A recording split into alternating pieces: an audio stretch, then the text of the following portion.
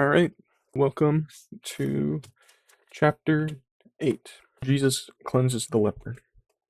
When he came down from the mountain, this is after the Sermon on the Mount, great crowds followed him. And behold, a leopard came to him and knelt before him, saying, Lord, if you will, you can make me clean. And Jesus stretched out his hand and touched him, saying, I will, be clean. And immediately the leprosy was cleansed. And Jesus said to him, See that you say nothing to anyone, but show yourself to the priest and offer the gift that Moses commanded for a proof to them. So, leprosy was this terrible disease. Don't look up images, it's going to be really bad. It's a skin disease, and it's like a very bad problem. And so, Jesus ends up cleaning him. And many people shunned others with leprosy because they thought it was going to spread. So, when the sermon was done, remember, it was after the Sermon on the Mount. Verse 4, don't tell anyone, but go, show yourself to the priest and offer a gift that Moses commanded for a proof to him. So when it says offer the gift that Moses commanded, that was often a sacrifice, because they would do a sacrifice when you're unclean, you faith of a centurion.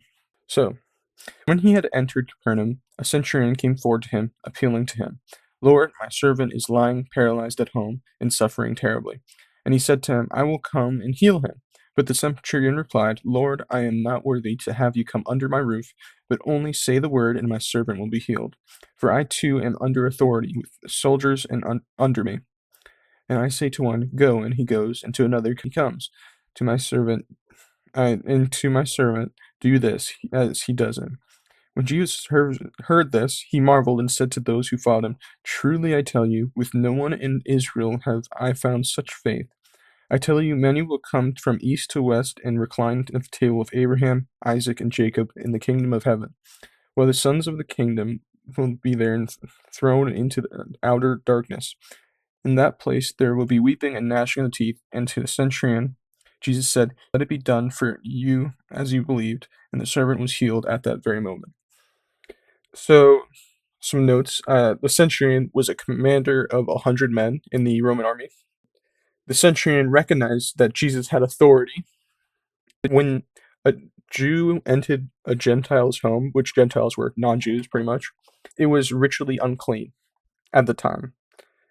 So Jesus immediately offers to go to this person's house, and he's like, no, I am not worthy. So this is in verse 11. It says, I tell you, many will come from east to west and recline at the table with Abraham, Isaac, and Jacob in the kingdom of heaven. So it's saying many people come from all over and recline with Abraham and Isaac in heaven. And while the sons of the kingdom, which means the Israelites, will be thrown into outer darkness, in that place there will be weeping and gnashing of teeth. So while many people from Israel will be thrown into the outer darkness, which in that place there will be weeping and gnashing of teeth, which I believe the outer darkness means hell.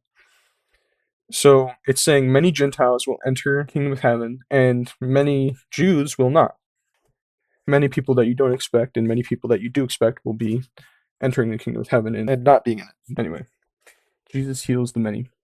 And when Jesus entered Peter's house, he saw his mother-in-law lying sick with a fever. He touched her hand, and the fever left her, and she rose and began to serve him. That evening they brought to him many who were oppressed by demons, and he cast out spirits with a word and healed all who were sick. This was to fill what was spoken by the prophet Isaiah. He took our illnesses and bore our diseases. So, which says, Jesus heals the sick.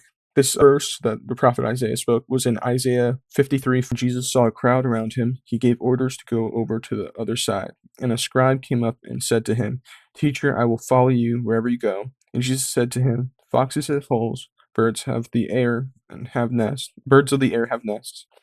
but the Son of Man has nowhere to lay his head. Another of the disciples said to him, Lord, let me go and bury my father. And Jesus said to him, Follow me and leave the dead to bury their own dead. So, what is this? So, a scribe comes up. A scribe was somebody that would document everything. And came to Jesus, and he asked to join him. And he was like, I'll go with wherever you want me to go. And Jesus replied, I am pretty much a vagabond. He tells the scribe that he's a vagabond. He doesn't have a home. He goes from place to place, healing many and preaching. So, next, what is it? Another of the disciples said to him, Lord, let me go first and bury my father. And Jesus said to him, Follow me and leave the dead to bury the dead. Now, what does this mean?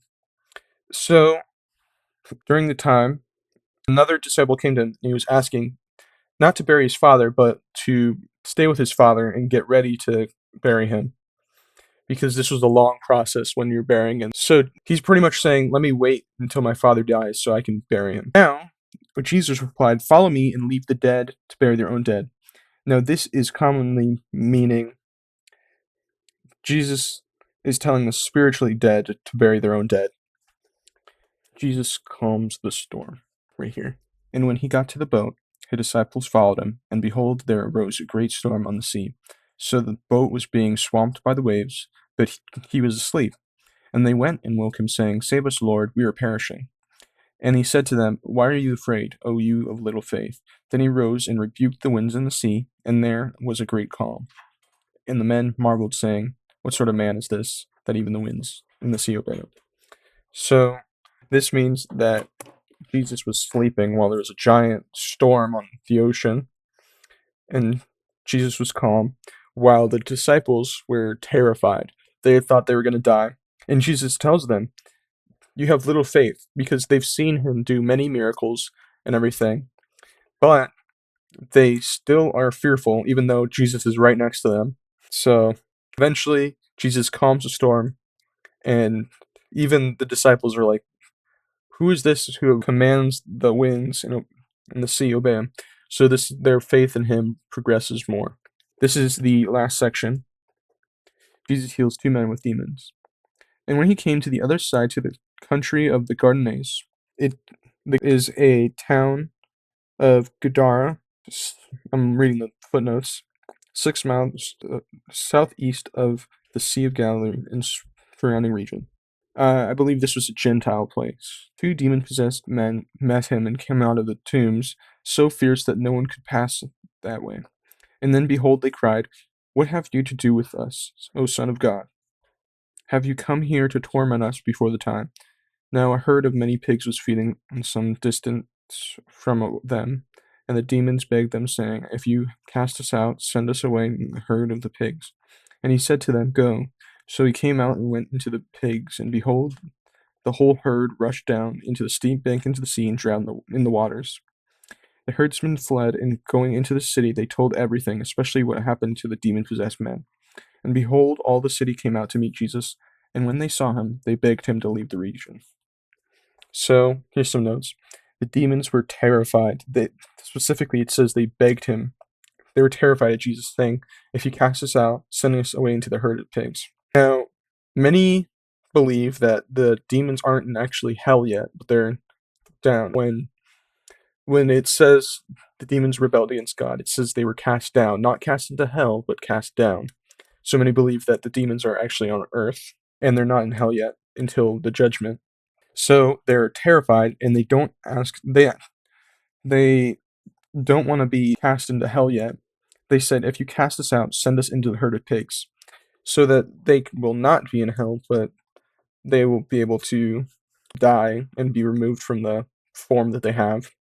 So they end up drowning the pigs, and now they are not physically alive in the pigs. And this is a note: the people begged Jesus to leave their region. Now, this kind of shows that the people cared more about the animals than the people. Thank you all for watching. Remember, there is a Discord server if you would like to join. And goodbye.